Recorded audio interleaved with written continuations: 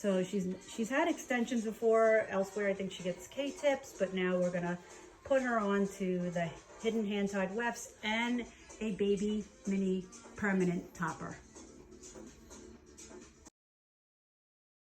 So this is what's gonna go on her head. Looks like scalp. It's a baby mini topper. So this is a topper.